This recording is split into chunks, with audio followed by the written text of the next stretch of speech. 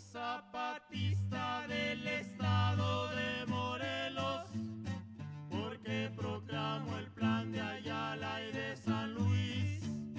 Si no le cumplen lo que al pueblo le ofrecieron, sobre las armas lo hemos de hacer cumplir.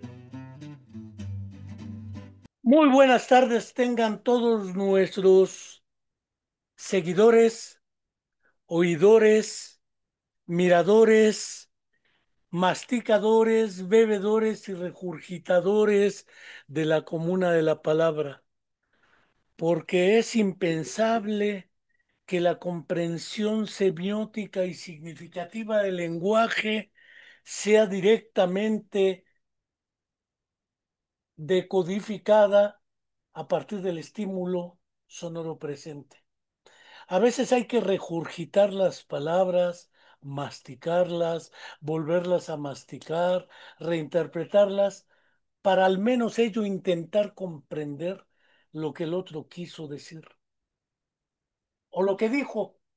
No importa qué distancia haya entre lo que quiso y lo que dijo. Por eso a veces solemos decir, no quise decirte eso, pero lo dijiste.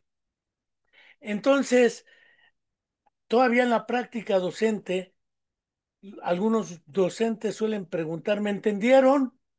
Inusualmente preguntamos, ¿me expliqué? Como si el defecto estuviera en el que escucha y no en el que habla. Considero que es fundamental en este caso poder determinar qué es lo que vamos a entender por el título de esta charla con el doctor Roy Lafuente, aunque ahora está en la Pachuca Airosa. Él es más allá de allá. No está precisamente a un Saltillo de Monterrey, porque eso es Saltillo, pero sí está en Coahuila, un poco más cerca de Saltillo, aunque no está en Saltillo. Eh, esta ocasión desde Pachuca le agradecemos su tiempo y su colaboración. No quiero, sin embargo, como cada semana hacemos, dejar de recordar que se ha cumplido un mes más, una semana más, y no tenemos ni la verdad histórica, vaya, ni la verdad a secas, sobre el evento de la desaparición forzada de los 43 jóvenes de la Escuela Normal Rural Raúl Isidro Burgos de Ayotzinapa en Tixla de Guerrero. Tampoco quiero admitir que los que decimos esto somos de la derecha, porque ahora la filosofía casi nazarena del que no está conmigo está contra mí. El que no está conmigo es de derecha, entonces me parece discutible esa fragmentación de lo real en dos realidades, la mía, que es la izquierda, y los demás, que son la derecha. No quiero dejar de recordar que fue una deuda histórica que el entonces candidato a la presidencia de la República, Andrés Manuel López Obrador, se comprometió a entregarnos eh, la verdad histórica sobre este asunto y no lo tenemos aún. Es una deuda histórica de Estado. Terminó su sexenio, empezó el de la doctora Claudia Sheinbaum Pardo y tampoco tenemos ni la verdad histórica ni la verdad. Pero desapariciones forzadas siguen existiendo. Muy lamentable que incluso el día de ayer, 10 de junio, que nos olvida, el Ejército Federal Mexicano le realizó un homenaje al entonces general Hermenegildo Cuenca Díaz, secretario de la Defensa en el periodo del gobierno de Luis Echeverría. Uno de los responsables del 10 de junio del 71, del 68, entre otros grandes dilemas de masacres nacionales. Y, naturalmente, el silencio oficial al respecto. 10 de junio no se olvida, es de lucha combativa. Hoy es 11 de junio y no quiero tampoco dejar de enviar un fraterno saludo a nuestra querida amiga Angélica Rodríguez Monroy, madre de Viridiana Anaid, estudiante de nuestra Facultad de Psicología de la Universidad Autónoma del Estado de Morelos, desaparecida en contra de su voluntad hace más de 10 años. Y tampoco quiero dejar de enviar un fraterno saludo a las madres buscadoras regresando a casa de Morelos, que en estas horas y era están en lo que son las fosas clandestinas que hubiera realizado la Fiscalía durante el gobierno de Graco Luis Ramírez Garrido Abreu, gracias, alias Grácula, por seguir buscando a sus familiares desaparecidos. Decía el poeta chiapaneco Jaime Sabines en un fragmento de su poema los amorosos buscan, buscan y no encuentran, pero siguen buscando. Cierro ahí mi entrada regular y no dejo de presentar al doctor Roy Lafuente. Es un profesor titular, postdoctorado, PhD en ciencias. Es catedrático, investigador, divulgador eh, de Perú, Argentina, Colombia, México. Y por ahí nos hemos visto en las redes.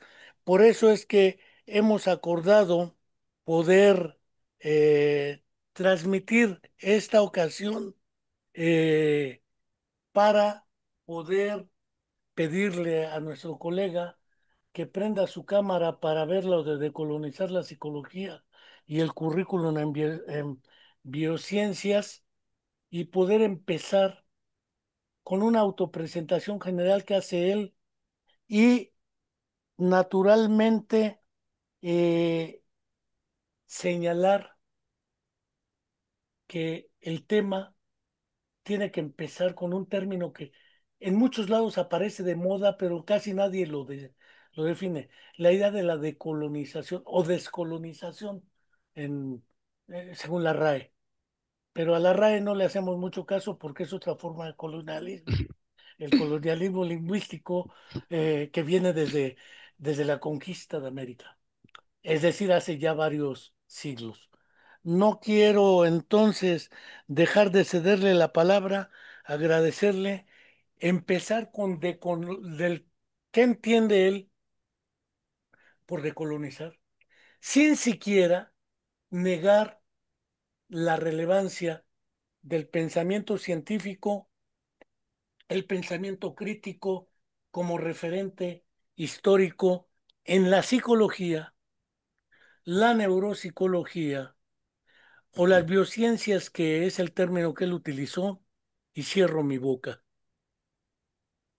Gracias, estimado licenciado José Enrique Álvarez y demás colegas y compañeros de México y fuera, y quien nos esté viendo, les enviamos un gran saludo, muy cálido, muy fraterno.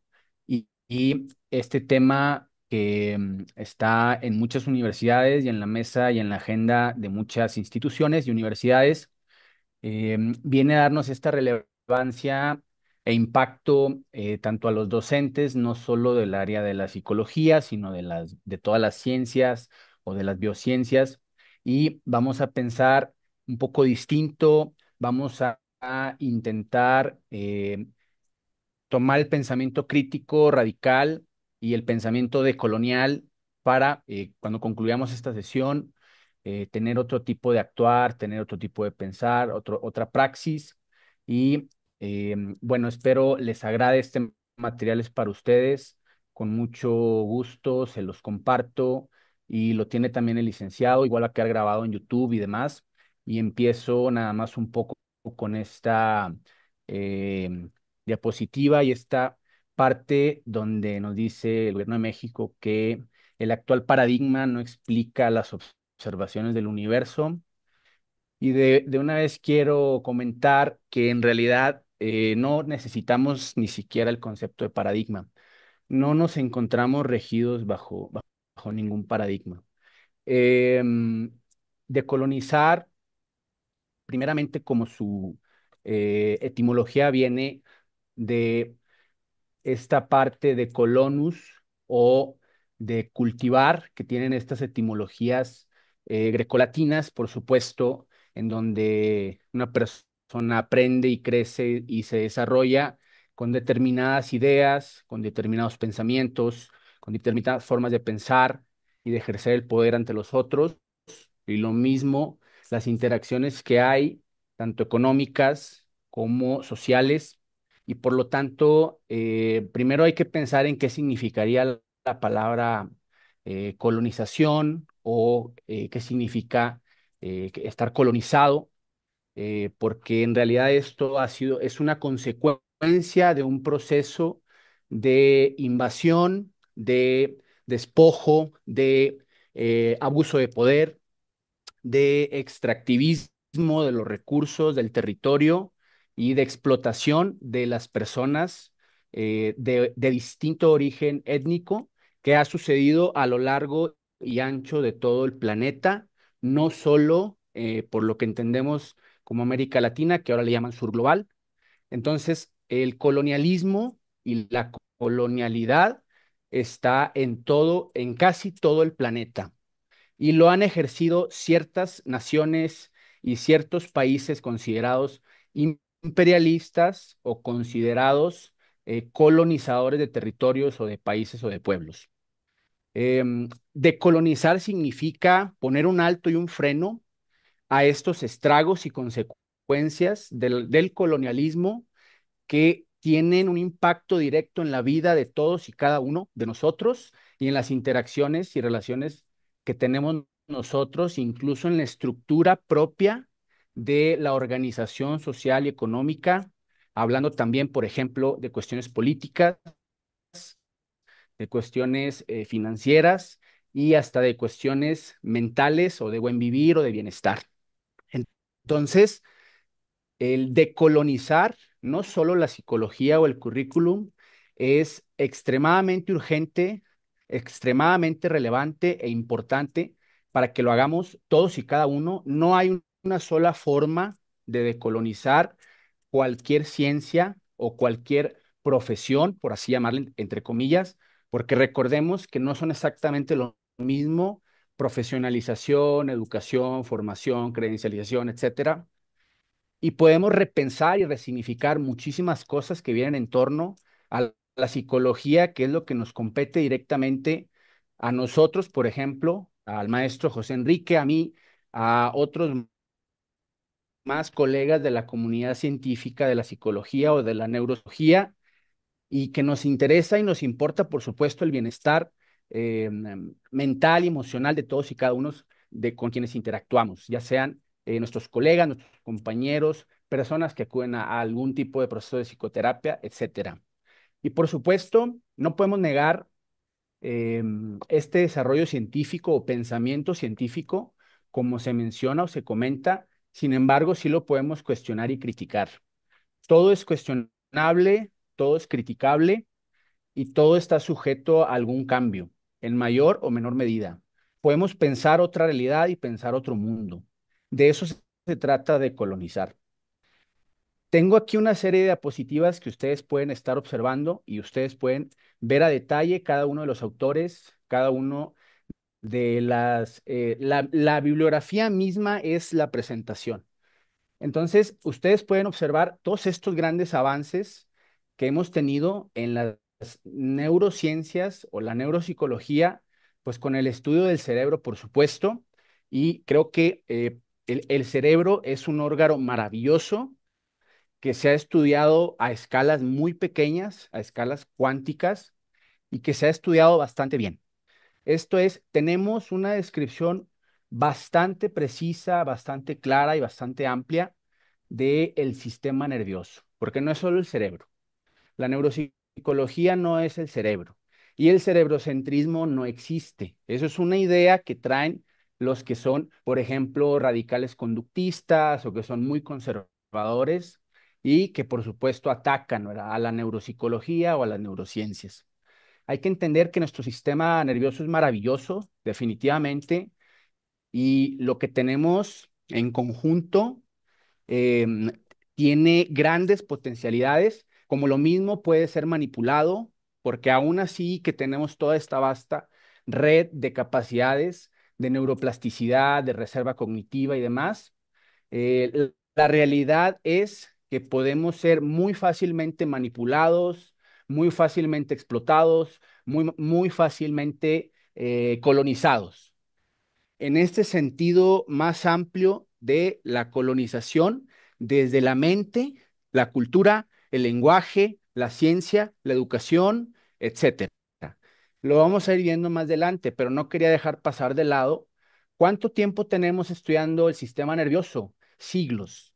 La neuropsicología y las neurociencias tienen siglos. La psicología no es algo nuevo, tampoco es algo de Estados Unidos y tampoco es algo ni siquiera de Europa. En realidad, esto viene estudiándose más antes en el antiguo Egipto, en la antigua India, en la antigua China, pero por supuesto hay narrativas oficiales y cronologías que definen, entre comillas, o determinan quiénes son los supuestos padres de una ciencia o de otra, lo cual en realidad solo son narrativas. Por ejemplo, la década del cerebro de los noventas, ¿no? De Estados Unidos. Así le llamaron, pero en realidad no es que esa sea tal cual la década del cerebro. La llamaron así porque el presidente Bush generó, ¿no? El Human Brain Project, ¿no? Entonces, también hay que salir un poco de las narrativas que se les llaman oficialistas de la ciencia o de la llamada historia de la ciencia, porque también podemos decolonizar la ciencia y la historia de la ciencia. E A ver, incluso los conceptos, sí, más adelante. no sé, ahora sí me voy a poner como Jack el Destripador. Vámonos por partes, si no se nos presenta muchísima información en niveles de análisis que vale la pena desbrozar. Cuando hablamos, en el caso de la psicología, no tengo duda de que podemos hablar de la psicología como disciplina del conocimiento científico. Que la psicología como disciplina, me olvido ahorita del esquema cuniano de los paradigmas en lo que son las revoluciones en la historia de la ciencia. Eh, no voy a hablar de paradigmas conductistas, etcétera, etcétera. La psicología como disciplina del conocimiento científico es distinta a la práctica profesional de los psicólogos.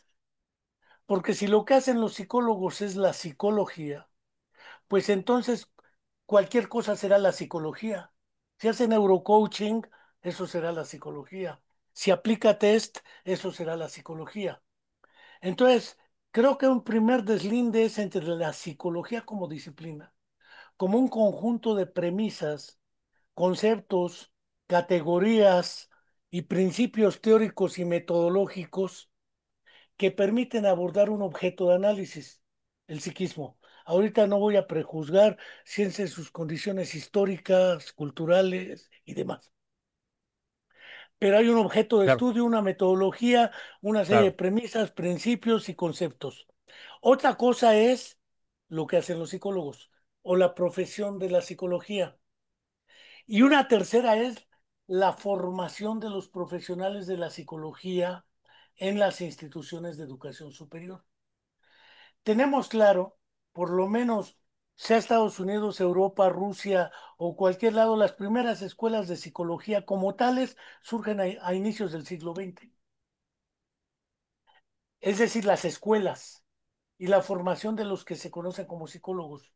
Cuando Freud publica la interpretación de los sueños en 1900, todavía no estaba claramente diferenciada la neurología, la psiquiatría y la psicología. Algunos atribuyen a Wilhelm Wundt el nacimiento de la psicología al haber creado el primer laboratorio de psicología experimental en 1879 en Leipzig, Alemania. No dicen que propuso como objeto la conciencia, porque eso les pesa mucho todavía esa categoría. Tampoco hablan de los trabajos de Iván Sechenov de 1861-62 publicados en Los reflejos del cerebro, o los trabajos de Freud de 1892-93 bajo el título La fascia. Es decir, parece ser que el psicoanálisis surge espontáneamente, que Wilhelm Wundt y sus laboratorios surgen espontáneamente. Ellos eran fisiólogos, no eran psiquiatras ni neurólogos, mientras que Freud estaba más cerca de la neurología o la psiquiatría, Broca, Wernicke también. No conozco, y lo voy a subrayar, no conozco investigaciones sobre el cerebro en la India o China, no las conozco, pero sí conozco los datos sobre el trabajo hecho por los incas con las trepanaciones. Están muy documentados en el periodo prehispánico en Perú. Claro, Están muy documentados. Hay muy documentadas las trepanaciones en Egipto, pero insisto, en China y la India no estoy seguro. Tampoco estoy claro. seguro que la psicología y la neuropsicología existan desde hace 700, 800 años. El interés por su objeto de estudio tal vez sí, pero como disciplina, vamos, desde Aristóteles ya se publica en el Tratado del Alma o en ciertos documentos de Agustín de Hipona, alias San Agustín, o en los trabajos de los fisiólogos rusos, el de Sechenov, que hablaba de los reflejos del cerebro y del acto voluntario. Entonces, parece ser que la disciplina no se asocia necesariamente a la formación de los profesionales. Las primeras escuelas de psicología son del siglo XX. Entonces, yo tengo la impresión de que hay que hacer el desbroce porque si no hablamos de decolonizar, no es una colonización solamente militar. Eso es parte de esta historia vieja, geográfica o geoestratégica, económica, es también cultural y lingüística. Veo que citas, por ejemplo, todas tus citas, revisé el documento, están en inglés. No vi ninguna en ruso, no vi ninguna en chino. Lo cual Ahorita quiere vemos decir que algunas, sí. también estamos colonizados en el uso de la lengua. ¿Qué lengua? ¿En qué lengua se debe citar? ¿Qué criterios de citación? Pero para las publicaciones arbitradas.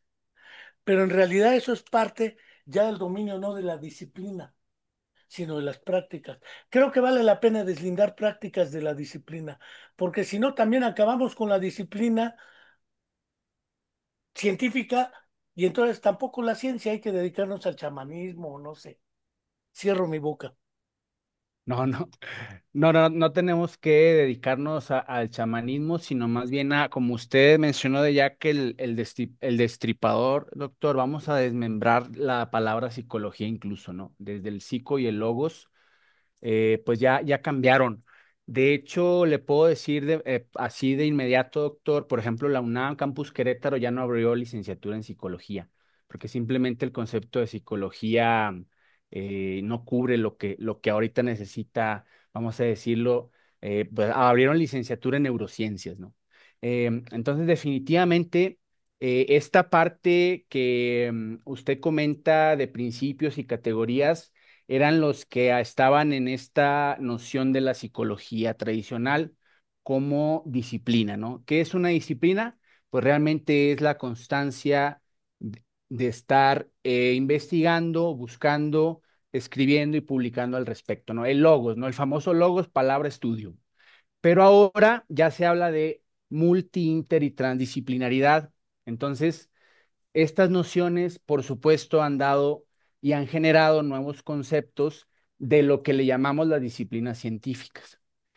Estas nociones de que antes, bueno, estaba muy fragmentado el conocimiento, dividido, separado, como si un especialista de algún área no pudiera saber de otra o fuera imposible, o como si fuera algo lejano por completo, porque precisamente esa fue una noción del positivismo de, por ejemplo, Augusto Comte. Esto estudio también quedó un poco ya atrás, o sea, no hay propiamente como el objeto de estudio, no es la psique, ¿verdad? El objeto de estudio tampoco es el cerebro exactamente por tal y tal cual el cerebro, es el sistema nervioso, hablando de las neurociencias, por ejemplo.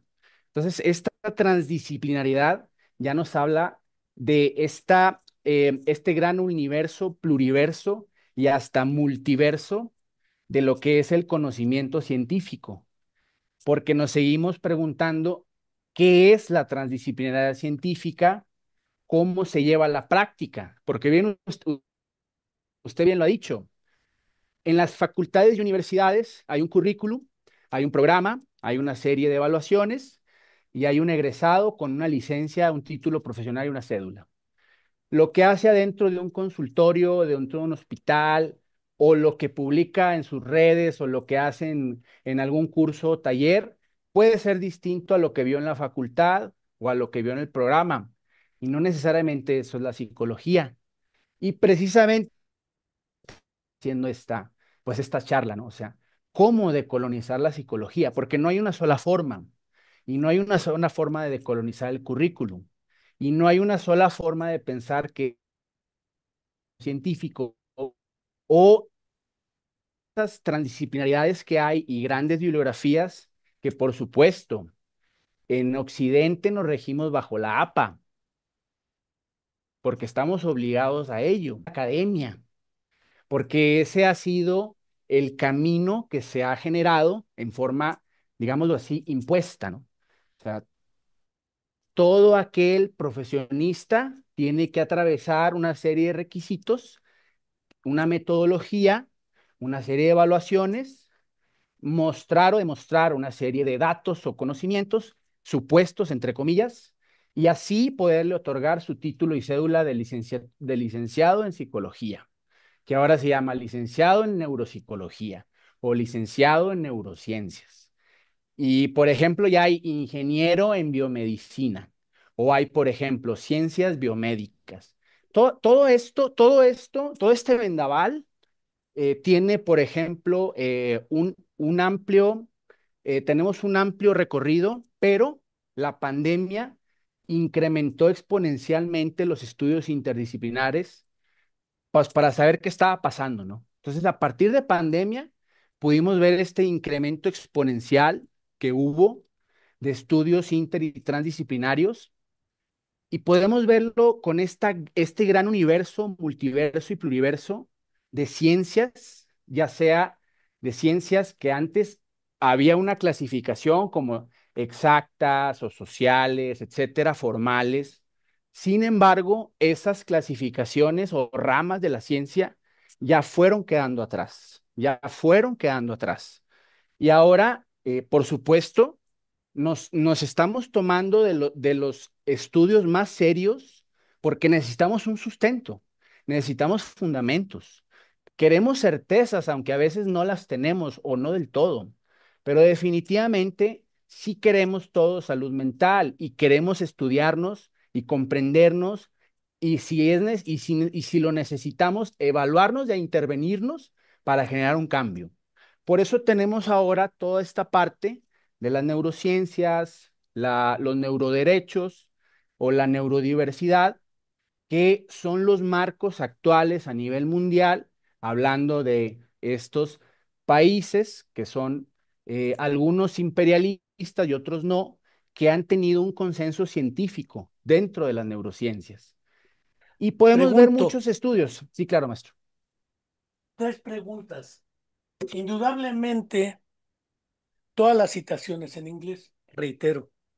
Si acudiéramos en la década de los 60 a Jean Piaget y su Jean-Jacques Rousseau, él empezó a plantear un trabajo interdisciplinario y transdisciplinario. Geólogos como Rolando García, psicólogos como Emilia Ferreiro, biólogos como él, matemáticos para explicar un objeto de conocimiento que era el conocimiento mismo. Por eso habló de epistemología genética, pero está en francés. Y la gente me dice, yo no leo francés. Dos, Edgar Morin ha trabajado desde el siglo pasado lo que es el pensamiento complejo, lo mismo que Rolando García, pero están en francés. Y ya no digo los trabajos de Piotr Kuzminovich Anokhin, de Bernstein y otros en la Exurs, están en ruso. Así Entonces es. resulta que si tengo que leer en inglés para decolonizar, pues hay que decolonizar también el uso de la lengua y de la citación, porque de otra manera estamos redescubriendo el agua hervida a los 100 grados centígrados a nivel del mar, o el hilo negro. pero en realidad la idea de la transdisciplina y la interdisciplina es la idea del trabajo con base en problemas. Decía un colega español, en la actualidad conocemos muchas cosas del cerebro, del sistema nervioso, de la cognición, etcétera. Sin embargo, sigue habiendo guerras, sigue habiendo depresión. Los grandes problemas sociales no los resolvemos. Entonces, el problema, tengo la impresión de que debe ir más allá del pensamiento, complejo y transdisciplinario, debe ir a lo real. Porque de otra manera, toda la colonización, pensemos qué es lo que tiene mayor inversión en investigación, ciencia y tecnología, pues la estrategia militar. El poder militar es el que maneja toda la estructura espacial, energética y demás. No es solo la venta de armas que pelea México con Estados Unidos para ello, es la producción, distribución y consumo de la economía de guerra. ¿Quién Exacto, necesita las guerras para vender sus armas? Pues quienes las producen. Entonces, claro, resulta que la cuestión de la guerra no está en la estructura del pensamiento complejo. Creo que vale la pena ir un poco más allá, de modo tal que claro, efectivamente rompamos esa idea de que hay que acabar con las ciencias particulares, porque el problema no es detonarlas, según mi opinión. El problema es acercarnos a problemas comunes y qué aporta cada estructura del pensamiento y de la explicación para búsqueda de solución de problemas a corto o mediano plazo. Y no todo tiene implicaciones prácticas, eso también es claro. Hay claro, implicaciones teóricas fundamentales. Entonces yo tengo la impresión de que el concepto de decolonizar es aún más profundo. así Efectivamente es. hay varias formas, no es lo mismo en los países árabes, en, en Eurasia, en África, en Sudamérica, porque decir América Latina, pues también en algunas naciones centroamericanas y caribeñas se habla inglés. Sí, Y en el norte también se habla francés, hacia Quebec, Montreal, y castellano, porque México, aunque les duela, somos de Norteamérica. Entonces, el problema de la geoestrategia y la geopolítica está en un nivel de análisis, sí, pero el transdisciplinar e interdisciplinar no está en sí mismo, sino en una realidad que lo envuelve todo. De otra manera, pues acabamos diciendo que lo real es lo que está mal, lo que está bien es la ciencia, decía Skinner. Digo, si la realidad no funciona como dice la ciencia, peor para la realidad, ella es la que está mal. Pues el problema es hay que ver esas ideas dogmáticas de la ciencia. Pero el pensamiento científico no puede ser colonizado, digamos, no puede ser derribado, debe ser utilizado como herramienta para este trabajo inter y transdisciplinar. Punto. te entiendo, doctor. Incluso la psicometría como tal, ¿no? Desde el desarrollo, por ejemplo, como usted dice, de estas economías bélicas y de, por ejemplo, los trabajos para el ingreso al ejército en los Estados Unidos y toda esta producción de test, definitivamente no podemos desligar ni desvincular ningún aspecto de la realidad para poder entenderla, pero tampoco no caer en la idea del positivismo que ya quedó atrás o del paradigma que también ya quedó atrás. Ahora, entendemos por completo que algunos países han utilizado la ciencia en forma, claro, privatizada, en forma monopolizada, en forma exclusiva y en forma de negocio para resolver problemas, ¿no? De la gente que tiene dinero, por supuesto, porque estos chips, por ejemplo, que tienen ahorita de algunas empresas y que ahorita están operando en algunos estados de Estados Unidos y también ya los están preparando en otros países, que definitivamente esto no está al alcance de la gran mayoría de las personas y posiblemente nunca tengan acceso a este tipo de tecnociencias que ahora le llaman las neurotecnologías, que tienen el objetivo, la función de mejorar la vida de las personas que tienen algún tipo de accidente cerebrovascular, algún problema y demás, y que también están los problemas de la bioética dentro y de por medio, Pienso ¿no? en una imagen que tienes, pues regresar a Elon Musk. Precisamente es ahí la colonización. Elon Sí, Musk, como parte de esa estructura del control a través de las redes, de lo que en su tiempo Hans Magnus Enzensberger denominó la manipulación industrial de las conciencias. Ese es un punto. No quiero dejar de agradecer al doctor Jordi Peña Casanova, que desde Barcelona lo está viendo y nos dice que efectivamente ahora es fácil leer y traducir a las lenguas originarias muchos materiales, como en su tiempo los colonizadores trataron de hacer traduciendo la Biblia a lenguas originarias, que no es hasta que Juan XXIII aprueba en el Concilio Vaticano ciertas cuestiones que le llamaron lo que era vernáculos. También pienso en lo que señala y le agradecemos a Guillermo Alcalá. Hace mucha falta traducir al español o a otras lenguas originarias los trabajos que hoy existen escritos más allá del inglés. Axolotl, de ajolote, incluso las pruebas psicológicas y neuropsicológicas no solamente deben ser traducidas a la lengua, porque no es un problema solo de lengua, es de pensamiento y lenguaje. Y esto implica reconsiderar que no es solamente un problema de traducción. Decía Humberto Eco que traducir de cierta manera significa decir casi lo mismo en otra lengua, pero por el casi varía. Entonces, ese casi, el problema de las lenguas, el pensamiento, lo que es la estructura histórico-cultural, es fundamental en esto, porque de otra manera, efectivamente, nos embarcamos en la moda de la descolonización. Y hay varias ideas de la descolonización. La ha habido en el, por ejemplo, el feminismo decolonial, que hay que decolonizar hasta el feminismo. Hay que descolonizar la izquierda, de la ex-URSS o de la Rusia o de lo que sea, porque Rusia no es la ex-URSS. Creo que por ahí podemos irle todavía. Son algunos de los comentarios y agradecimiento a ellos por su atención.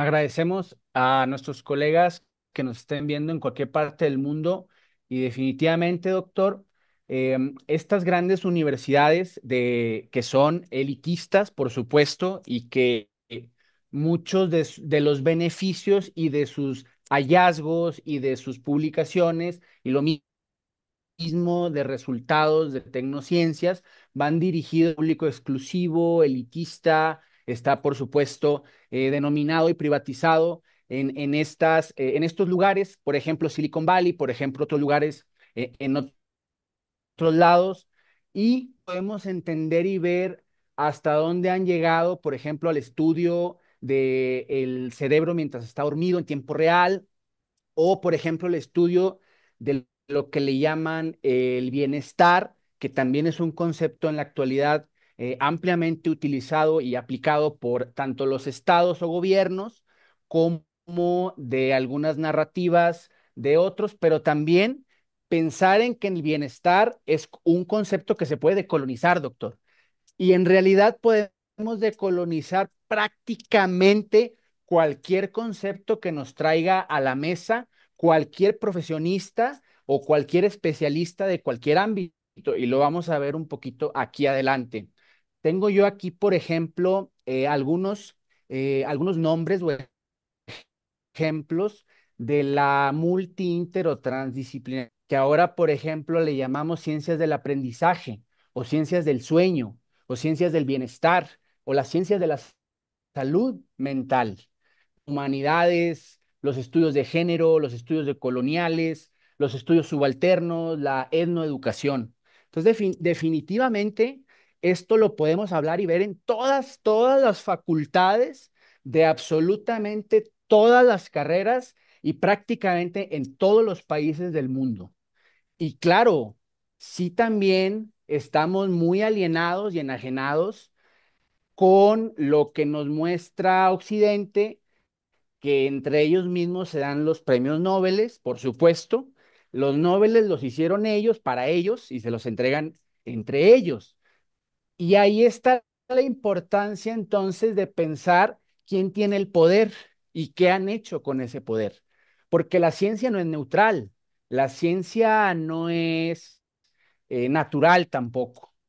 La ciencia ha tenido un financiamiento, ha tenido objetivos, ha tenido fines, ha estado politizada, ha estado monopolizada, privatizada, con sesgos e inclusive pues utilizada para la guerra, ¿no? Utilizada para el dominio, para el control, para el sometimiento y algunos la han utilizado aparentemente como para buscar el beneficio o la mejora de la sociedad, lo cual en realidad está entre comillas también y se puede cuestionar por completo. O sea, ¿quién dice qué significa bienestar? ¿Quién dice o dicta qué es el bienestar o qué es la ciencia para empezar? Entonces, por eso pensamos en estas ideas más desde el pensamiento crítico o desde lo que le llaman la educación sociocrítica, y entonces nos encontramos con que también el bien vivir o el buen vivir está en la mesa de la descolonialidad. Y entonces podemos pensar en que el buen vivir no es una idea de otro país, o no es una idea de la academia, o no es una idea de una facultad o de un autor, y tampoco lo es de una cultura, por ejemplo. Podemos encontrar el bien vivir en otras etnias, en otras culturas, en otras sociedades, en otros lugares, y podemos pensar en el buen vivir o el bien vivir decolonizado y en los derechos que tenemos a pensar, que ahora le llaman el sentipensar, en forma distinta, en forma no occidentalizada o en forma no eurocentrista o en forma no hegemónica, porque también tenemos estos conceptos que han utilizado, por ejemplo, Michel Foucault y otros más, sobre qué es la hegemonía, ¿no? O sea, quién tiene el poder y quién rige. Y por eso encontramos el concepto de biopolítica, geopolítica y lo mismo de historia de la ciencia. Entonces, el buen vivir, por ejemplo, de los indígenas, definitivamente es una de las grandes formas de esta resistencia a la hegemonía. Esta resistencia a la hegemonía, al poder, al control, dominio y sometimiento, y lo mismo a la explotación, no solo es de izquierdas contra derechas, ¿verdad? O no solo es de occidente, o no solo es, digamos, de oriente. Realmente la historia de la humanidad es una historia de resistencias, pero también es una historia del ejercicio del poder. ¿Quién tiene más poder sobre otro y cómo ejerce ese poder ante el otro o la otra? Porque hay varias formas de definir este poder y estos conceptos que, digo, son filosóficos, por así decirlos, que tienen que ver, por ejemplo, con machismo, con androcentrismo, patriarcado, imposición, colonialidad, etcétera, ¿verdad? El buen vivir y el bien vivir no es algo propio de ninguna institución o de ninguna teoría, ni sociológica, antropológica, ni de ningún tipo. Al contrario, esto implica una resistencia ante la hegemonía y el poder para poder ser, para poder emanciparnos y ser libres de pensar, sentir, vivir, habitar, coexistir en forma distinta a la que la hegemonía dicta, a la que el poder dicta. Entonces, entiendo que en muchas de las referencias vienen en inglés. Claro, pero sí hay referencias más adelante en chino y ruso. Y nos topamos con todas estas referencias que ustedes pueden tomar cualquier título y buscarlo y descargan el documento en forma gratuita. Adelante, doctor. Recuerdo cuando hace 30 años quizá leí un trabajo de un hindú, Amartya Sen, premio Nobel de Economía, titulado el libro probablemente Calidad de Vida. Es una discusión con Martha Nussbaum a propósito de las dos categorías, bienestar y calidad de vida. Cuando Amartya Sen lo está planteando económicamente, él dice, los estados-nación están obligados a asegurar la calidad de vida. El bienestar deriva de otro lugar y pone el ejemplo de los palestinos en Gaza. Dice, por ejemplo, les han bombardeado en cantidad de veces y se casan, hacen fiestas, ríen, tienen bienestar, aunque no tengan calidad de vida. No me voy a meter ahorita a la discusión económica entre calidad de vida y casi psicológica de bienestar. Yo me puedo sentir bien a pesar de que me amputen las dos piernas.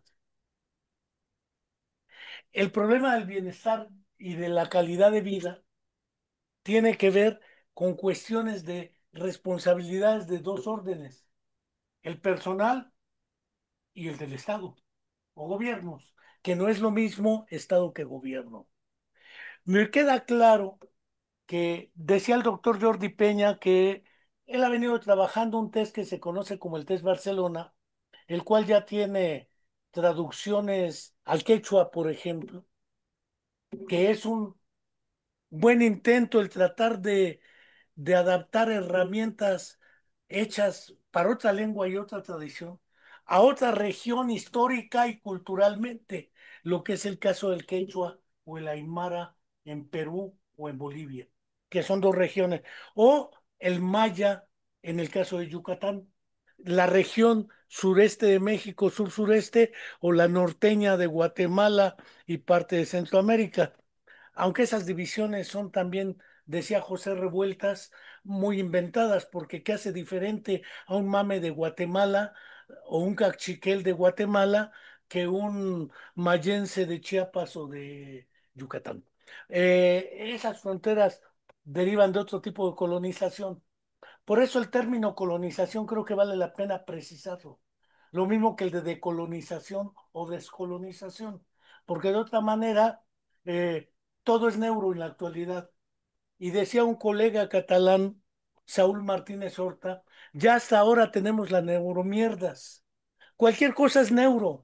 Neurocoaching, programación neurolingüística, neurocognición, neuroeducación, y con agregarle el prefijo neuro ya la hicimos, ya estamos siendo transdisciplinarios. Y creo que no es cierto.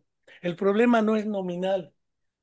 Hubo un tiempo en que decían, ¿cómo les decimos? Personas minusválidas, inválidas, enfermas, discapacitadas, y nos hemos peleado los nombres y la condición sigue exactamente igual. El problema no es solamente cambiar los nombres o los términos, es aproximarnos a que tengan un impacto en la realidad. Por eso la noción de bienestar y de calidad de vida vale la pena también precisarlas, porque el buen vivir no es visto en términos de política pública. Sí, yo puedo tener una fiesta, sentirme bien, pero vivir en la miseria. Y entonces, como pasa en Gaza o en Cisjordania, bajo bombardeos constantes, pero no se suicidan todos. Pero sin embargo, en otras naciones sigue existiendo la depresión. Tenemos muchos estudios transdisciplinares, interdisciplinares, sabemos muchas cosas de neurociencia, neurocognición, etcétera, pero seguimos con los grandes problemas sin poder afrontarlos exitosamente.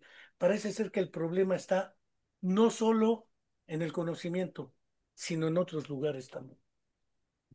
Definitivamente, doctor, es un problema de fondo y como usted menciona, descolonizarnos territorialmente tal vez ya no sea necesario en el sentido de que somos soberanos, que es un país soberano que se toma sus propias decisiones. Sin embargo, sabemos que todavía hay una gran influencia de los imperios, en particular de Estados Unidos, y por eso están dolarizados varios países, ¿no? Y por eso tenemos esta geopolítica. La geopolítica del sur global, de América Latina, es una geopolítica que instauró la colonización. Entonces, todavía hay países de América Latina que se necesitan descolonizar desde su territorio, su política, su economía, el dólar, etcétera. Lo mismo las decisiones que toman en cuanto a cómo generan sus propias relaciones internacionales, cómo se ven los unos a los otros. Hace unos meses nos sacaron de la embajada, por ejemplo, de Ecuador, a nuestro embajador mexicano, lo cual muestra el gran poder que tiene aún Estados Unidos en Ecuador, Perú, Colombia, Panamá, por ejemplo, o el protectorado que es Puerto Rico, etcétera, etcétera. Pero bueno, en realidad, como usted menciona, este es un problema de fondo, pero también es un problema de lenguaje y también es un problema de nominación, definitivamente. Entonces, la importancia de decolonizar la mente la han visto muchos en todos lados, incluyendo filósofas indias como Gayatri Spivak con su concepto de inconmensurabilidad, o por ejemplo María Meneses, o por ejemplo Rita Segato, etcétera. Y nos podemos encontrar con mucha literatura, tanto en las 6 grandes lenguas que son las lenguas hegemónicas, que ya sabemos cuáles son, que ya lo estamos comentando, pero definitivamente el entendimiento traspasa la traducción. No porque tengamos o no la traducción de un documento o no, no quiere decir que no podamos entenderlo de primera instancia o de primera mano. Y definitivamente toda esta grafía que podemos tener acceso a ella con investigadores cercanos a nosotros, inclusive algunos del Estado de México o de la UNAM, por ejemplo, de la Universidad de Zacatecas, de Colima, de la Universidad, por ejemplo, de Baja California Sur o de otras universidades, de otras facultades e incluso investigadores independientes, autores y escritores y pensadores independientes que señalan y reiteran la importancia de los estudios decoloniales en cualquier ámbito de la ciencia. Ahora, si nos ponemos sobre la mesa, ¿cómo reflexionar esta colonialidad o esta decolonialidad para el currículum? Tenemos una gran cantidad de documentos que nos señalan ciertas rutas, caminos que podemos ir haciendo, porque lo estamos haciendo aún, doctor. O sea, esta lucha apenas está empezando. No es que ya haya terminado o que no hay nada que hacer. No, al contrario. Precisamente todas estas herramientas, marcos, formas, son parte de la lucha, son parte de la resistencia, son parte de la emancipación, son parte del pensar un mundo distinto, un mundo entre comillas que hicieron los poderosos, una geopolítica hecha por unos cuantos, no por nosotros, no por una mayoría. Estamos en la gran claridad de que en la actualidad podemos erradicar la miseria, doctor. Hay suficiente riqueza, hay suficientes recursos para todos vivir maravillosamente, para todos vivir hermosamente. Sin embargo, no es así. Esa es la dolorosa colonialidad que nos atraviesa. La realidad misma es una realidad colonizada. Las calles, la política, las universidades, la forma de la urbanización, todos estos son estragos coloniales. Todo fue una forma, una configuración que se generó a partir del poder impuesto de unos cuantos pocos con un poder descomunal. Hago énfasis en la palabra descomunal, porque ahorita estamos en la comuna de la palabra. Pero ese poder no es común en lo más mínimo, doctor. Nosotros no tenemos ningún poder, lo tiene, ni la mayoría, lo tienen unos cuantos pocos. Y esto lo podemos ver en mapas, lo podemos ver en la historia, lo podemos ver en los resultados que hay de la pobreza y de la miseria en la cual viven muchas personas. Podemos verlo en la cartografía, que por cierto, ahorita vamos a ver otro ejemplo, y los efectos del colonialismo y de todo lo que ha venido siendo las consecuencias del colonialismo. Ahora, por ejemplo, la conquista aquí nos menciona que, bueno, muchos murieron, pero por las enfermedades. Ok, todavía está sobre la mesa cómo discutir o cómo conceptualizar lo que ha pasado y cómo restaurar y cómo hacer justicia restaurativa e histórica. ¿Por qué? Pues para empezar, el rey de España no vino ahora que la presidenta Claudia Sheinbaum tomó poder. Y definitivamente no tenemos las mejores relaciones internacionales ni con España ni con Estados Unidos. Es cuestión de encender la tele y ver todo lo que está pasando en la frontera y de ver el enojo y una rabia que hay en las personas al conocer la historia. Y por eso ahora están metiendo en el currículum la conciencia histórica.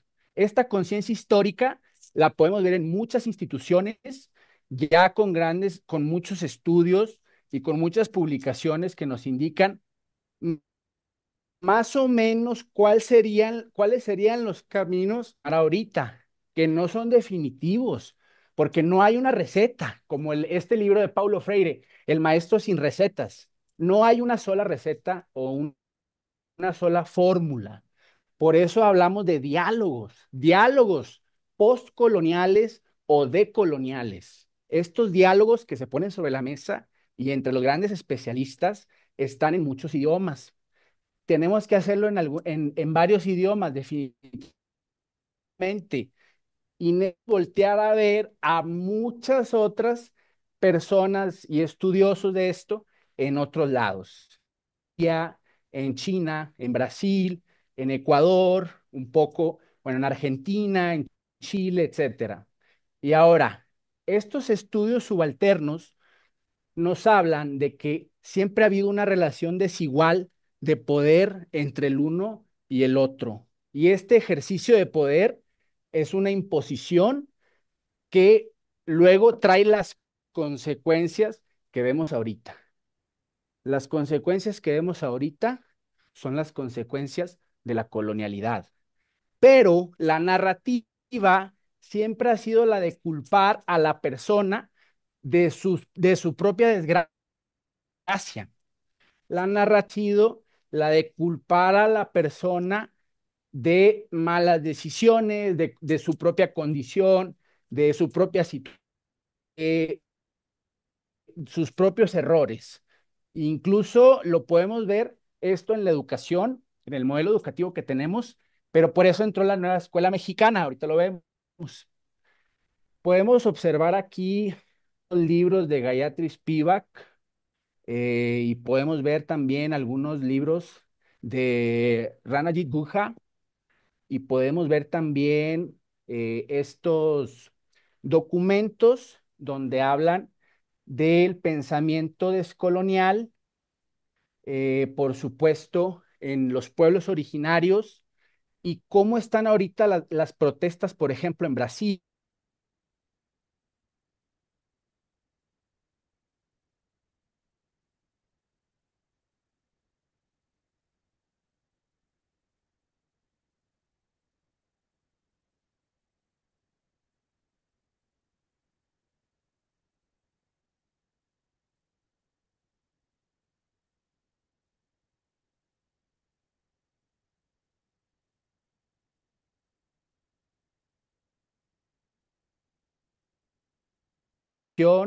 O, o las epistemologías del sur, ¿no? Que también son un marco que ha estado impulsándose para poder disminuir el poder hegemónico que ha tenido el impacto en el sistema educativo.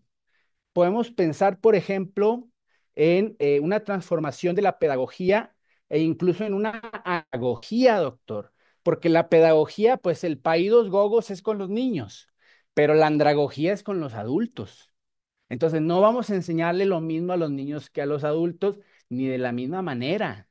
Y de colonizar la mente del adulto y la del niño es distinto. En realidad, al niño lo que sea que uno le dé, el niño lo va a aprender. Por eso en el adulto entra esta parte de desaprender, descategorizarse, desvincularse, desaprender. Sí, es esta parte de tener toda la hegemonía que ha venido a imponerse en las formas de pensar, en las formas de escribir, etcétera. Podemos encontrarnos con estos conceptos de interculturalidad crítica y de colonialidad. E incluso, doctor, el concepto de América como el continente está siendo rebatido, porque el nombre originario es Abya Yala, como tal y propiamente nombre originario de el, digamos, llamado continente americano, ¿sí? Porque hay que pensar que América no fue descubierto, fue colonizado, no fue descubierto, fue invadido, es muy diferente. Entonces, realmente desde cómo se piensa a uno mismo en su identidad, por ejemplo, el decir, yo soy americano porque soy de América, desde ahí hay un sentido colonizado propio de la identidad también. Y lo mismo en mi lenguaje, porque estoy hablando en español o castellano. Y alguien va a decir, pues bueno, habla en náhuatl. Sí, pero a mí me impusieron el español y a mí me impusieron el inglés. Y ahora me están haciendo aprender chino y aprender ruso para poder entenderlos. ¿Sí? Entonces, definitivamente podemos encontrarlo en todos los aspectos de la realidad y de la persona misma. Ilustre Roy, casi llevamos una hora, en realidad una hora, pero quisiera también resaltar algunos puntos. Eh, Jordi Peña ha precisado que lo que importa es la traducción, no la adaptación. Es decir casi lo mismo, pero de otra manera o en otra lengua. Illich MC se traduce sin adaptar. Podemos cometer errores. El problema de la traducción y de la adaptación es un problema que merece también su discusión. Sin embargo, efectivamente, hubo un debate de si fue un encuentro de dos mundos, un encontronazo, si fue una invasión, si fue un descubrimiento, ya lo habían descubierto los que vivían aquí. Eh, Eran varias culturas, no creo que exista un solo término para referirse a la región. Es decir, no puedo creer yo, asumir como verosímil que solamente un término antes de América por Américo Vespucio, no por Cristóbal Colón. Eh, pero sabemos que la eponimia ha sido histórica. La eponimia en anatomía, área de Broca, área de Wernicke, etcétera, que siguen existiendo esas áreas, se llamen como se llamen. ¿Sigue existiendo la enfermedad de Parkinson? Sí. ¿Sigue existiendo la enfermedad de Alzheimer? Sí. ¿Sigue existiendo los trastornos del espectro autista? Sí. ¿Sigue existiendo la esquizofrenia? Sí. ¿Sigue existiendo la depresión? Sí. Antes se le llamó melancolía, lipemanía, etcétera. Es decir, los nombres han cambiado, pero la realidad sigue ahí y debemos afrontarla. Y los recursos que tenemos no solo son, ahora sí, pues que el gobierno haga algo para que se acabe la depresión, pues no veo cómo. No me imagino a la doctora Sheinbaum y a la 4T inventando algo para acabar de raíz con la depresión y los trastornos del espectro autista. No lo veo, Claro, porque sí le además no es entiendo. viable por esa vía. Creo que hay que ser claros también.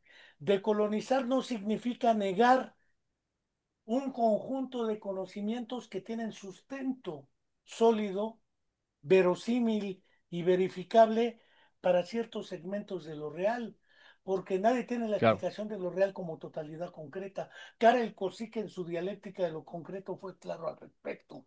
Y hablo de un trabajo producido en checo y traducido al castellano por el filósofo desterrado Adolfo Sánchez Vázquez. Tampoco desprecio el español porque nos conquistaron. Ahora hablemos puro náhuatl, o mixteco, o tlapaneco, o zapoteco, porque el castellano nos fue impuesto, pues lo mando al carajo. O el inglés, pero hay que leer más, hay que buscar claro, las otras lenguas, porque la lengua no es solamente el idioma, es una claro, manera de pensar, de representar el mundo, o como Paulo Freire lo decía en la educación como práctica de la libertad. El problema de fondo, a mi entender, es que a veces se abusa de los términos, el término de colonización, y ya todo debemos hacer. No veo cómo, por ejemplo, las universidades públicas que no reciben presupuesto federal suficiente para subsistir y desarrollarse y se los condicionan a evaluaciones de pares, a exámenes de ingresos Ceneval, etcétera, ¿cómo se van a decolonizar? Pues si no cambiamos el país, está medio complicado, ¿no? Es Sí, le decir, entiendo. decía el buen Marx, no es la conciencia la que transforma la realidad. También ese filósofo Carlos Marx tenía claridad en ciertas cosas y él hablaba no del término de colonizar, él hablaba de otros términos que no son Claro. necesarias y mutuamente excluyentes. Pero creo que vale la pena precisar los niveles de análisis, porque si no andamos de salto de mata entre la revolución, la transformación del mundo, y no veo que Yo recuerdo que en los setentas, yo estudié en el CCH y vi historia, en los setentas precisamente, y decíamos, el capitalismo se derriba a la vuelta de la esquina. Pues le hemos dado como 200,000 vueltas a la esquina y no veo que se derribe. Entonces, el problema es más gordo que decir, pues vamos a decolonializar todo. Creo que es mucho más complejo, implica otro tipo de organización y otro tipo de acciones políticas, porque efectivamente, y prácticas sobre todo. De otra manera, pues nos enrollamos en discusiones casi bizantinas de la era de Sí, le Bizancio entiendo, y le que entiendo, no, doctor. no avanzamos. Definitivamente es algo de fondo, por supuesto que es algo de fondo, pero también en la superficie está, y de hecho es lo que dice Walter Mignolo, que precisamente la colonización son todos estos aspectos visibles e invisibles que traspasan toda la vida privada y pública. Entonces, por supuesto, lo que necesitamos, como usted comenta, doctor, es seguir dialogando y seguir leyéndonos entre nosotros y hacia afuera y con los demás. Porque el problema no está en la lengua, sino en cómo se hace o se hace la diferencia o se distingue al otro. Porque precisamente los problemas de fondo, doctor, son los de racismo, son los de xenofobia, son los de clasismo. Esos son los problemas de fondo, la misoginia, el machismo, el androcentrismo, el eurocentrismo. Esos son los problemas de fondo realmente. Por eso se habla de decolonizar la academia también, o sea, decolonizar la escuela propiamente o la educación, pero ¿cómo hacerlo? ¿Cómo pensar en que ya no se llama América Latina, ahora se llama Sur Global? No, ya no se llama Sur Global porque no está en el sur, porque O muchos dicen, Hispanoamérica. es que dicen, no estamos en el sur, porque en una esfera no hay un sur, solamente que se nos ha hecho pensar que nosotros estamos abajo, porque precisamente la colonización se trata de que uno está por encima del otro, doctor. Colonizar al otro es ponerlo por debajo de uno y poner el poder de uno por encima del otro. Eso es estar colonizados. Decolonizarlo es hacer una ruptura con ese poder que se nos ha impuesto en muchísimas formas y maneras visibles e invisibles y que en la superficie tiene que palparse, percibirse, sentirse, observarse, planearse e imaginarse, por supuesto, porque no porque la realidad sea así, también no, yo ya no puedo tener una imaginación de otro mundo o de otra forma de vida o de otra forma de sentir o de pensar, etcétera. Definitivamente esto no es algo ni de nuestro país, ni del hemisferio occidental. No, no, no, no, no. Esto está en muchísimos lados y precisamente en África, que es donde es la cuna de la humanidad y es la cuna de donde viene la necesidad de decolonizarse por todo lo que han extraído de África y por cómo lo han hecho, porque hay de colonizaciones a colonizaciones, doctor. Hay unas que fueron sumamente violentas, destructivas, de rezago, de marginación, etcétera. Y ahora pensamos en esto. El pensamiento decolonial tiene una presencia en muchos países, universidades, facultades, escritores, autores y demás, porque no hay una sola forma de pensar en el pensamiento decolonial. Es aprender a desaprender. Antes se hablaba de aprender a aprender como la metacognición, ahora es aprender a desaprender, de colonizar la epistemología, de colonizar el conocimiento. O sea, en realidad nos encontramos con toda esta gama que yo quería ponerla sobre la mesa, porque definitivamente tiene relación y no podemos dejarla de lado. Pero también hay que pensar en esto, doctor, de colonizar la filosofía o de colonizar, por ejemplo, o darle un giro de colonial a la epistemología y dejar de pensar en estos polos de poder o de conocimiento. O sea, el conocimiento no está en un país propiamente. El conocimiento no está en una persona propiamente. El conocimiento no está en una práctica propiamente. Por eso aún estamos resignificando el conocimiento. Lo que nos habían dicho que era conocimiento o ciencia no es ahora.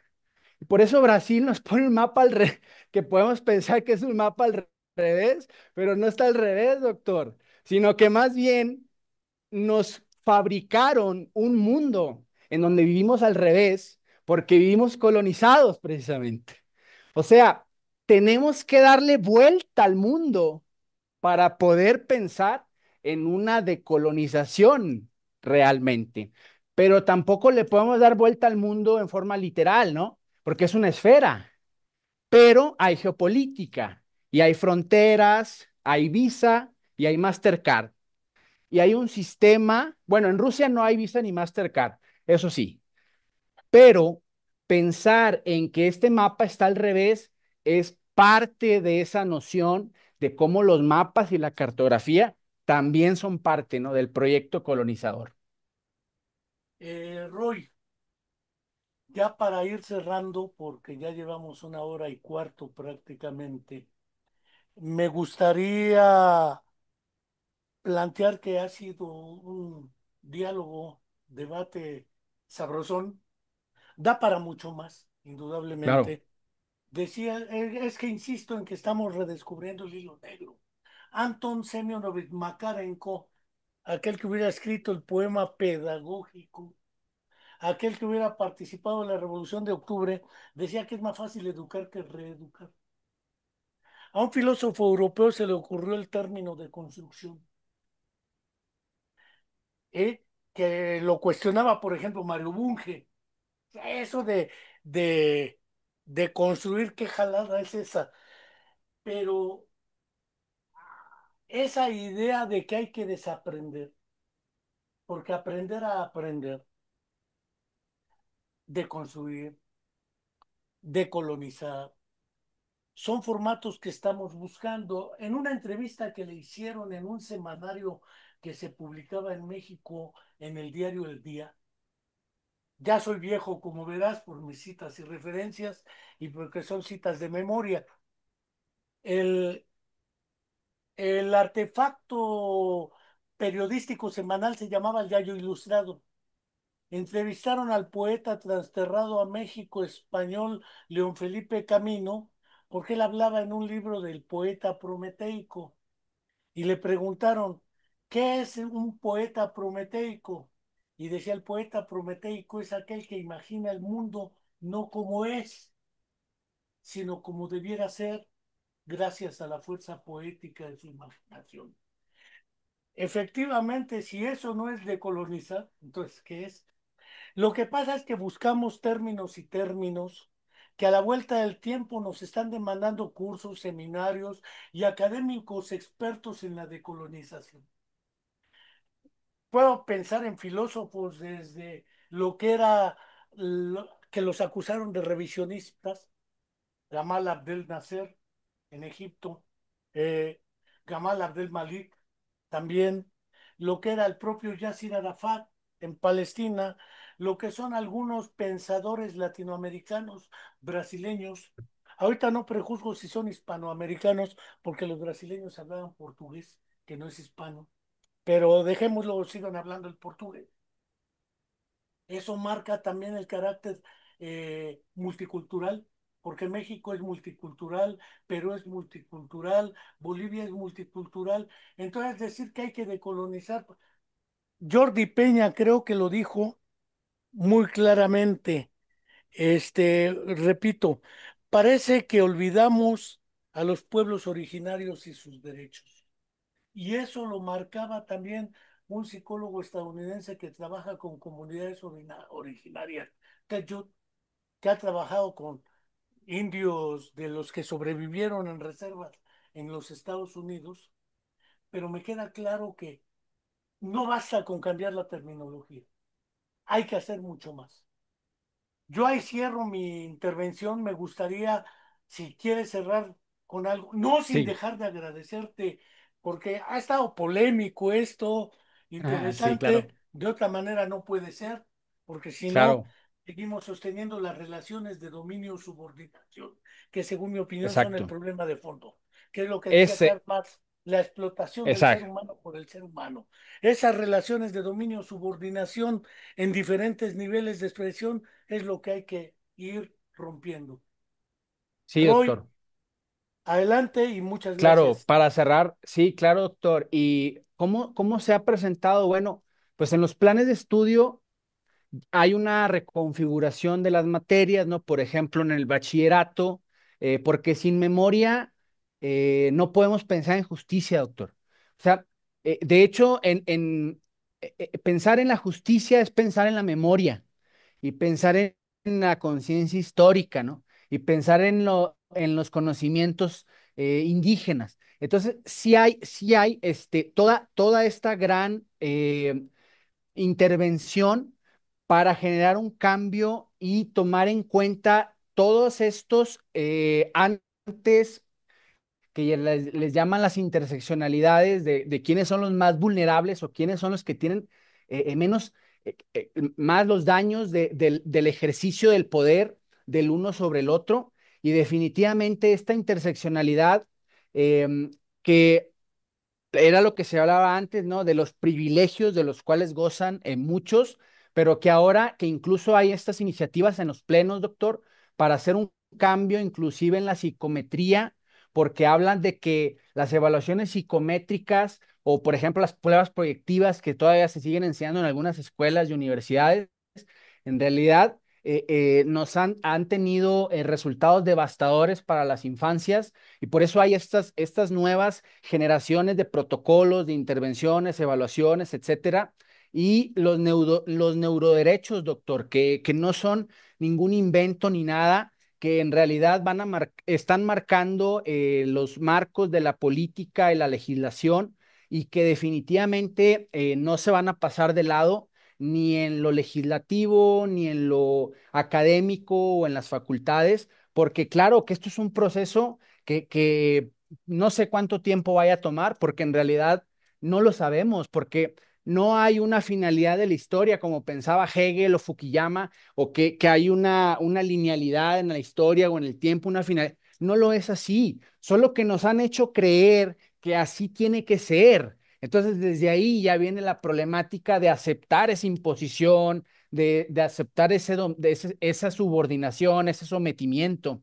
Entonces, por eso las pedagogías decoloniales no se van a detener y ahora se habla de andragogías decoloniales que en otros lados están cambiando ya los currículums, doctor, de las facultades para abrirse al conocimiento indígena, al conocimiento natural, ancestral, a las prácticas ancestrales y cómo incluso uno mismo puede hacer una decolonización de su propio conocimiento y pasar de lo colonial a la decolonialidad, como aquí nos muestra este gráfico, de pasar de publicaciones cerradas a abiertas, de una epistemología hegemónica a epistemologías plurales, de una jerarquización a la colaboración horizontal, etcétera. Entonces, la nueva escuela mexicana también lo hizo presente y por eso ha estado generando estos nuevos marcos, currículums y demás para poder hacerlo más hacia nosotros, una ciencia endógena, una academia endógena, una academia inclusive que ahora hay un ministro en la Suprema Corte de Justicia por primera vez en la historia de México